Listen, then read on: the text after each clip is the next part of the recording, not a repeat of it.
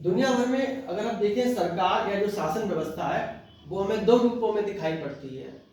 कहीं कहीं पर तानाशाही व्यवस्था है और कहीं कहीं पर लोकतांत्रिक व्यवस्था दिखाई पड़ती है।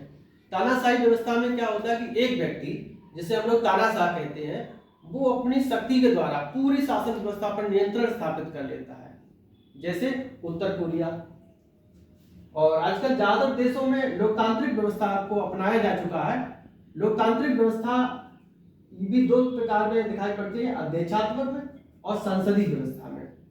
अध्यक्षात्मक और संसदीय, इनके बीच का जो विभेदन होता है उसका मूल आधार यह है कि वहां व्यवस्थापिका और कार्यपालिका के पारस्परिक संबंध क्या है। जहां कार्यपालिका पूरी तरह से विधायिका के प्रति उत्तरदायी होती है, उस तरह की व्यवस्था को संसदीय रूप कहा जाता है, जैसा कि अपने देश भारत में है। और अध्यक्षात्मक में ऐसा नहीं होता है, वहां कार्यपालिका और विधायिका दोनों पूरी तरह से स्वतंत्र होते हैं। आगे चल के देखते हैं तो ये जो अध्यक्षात्मक है और संसदीय व्यवस्था है, ये भी दो रूपों में बढ़ती हुई दिखाई पड़ती है, एकात्मक और संघीय में।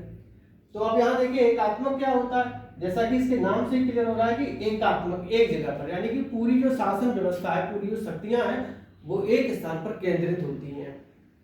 जैसा कि प्राचीन काल में हम लोग देखते थे, जो सल्तनत काल में इक्ता प्रथा थी, वहां भी सुल्तान था, वो क्या करता था कि पूरी शासन व्यवस्था को अपने पास रखता था, लेकिन प्रशासन की सुविधा के लिए शासन को कई छोटी छोटी इकाइयों में बांटा जाता था।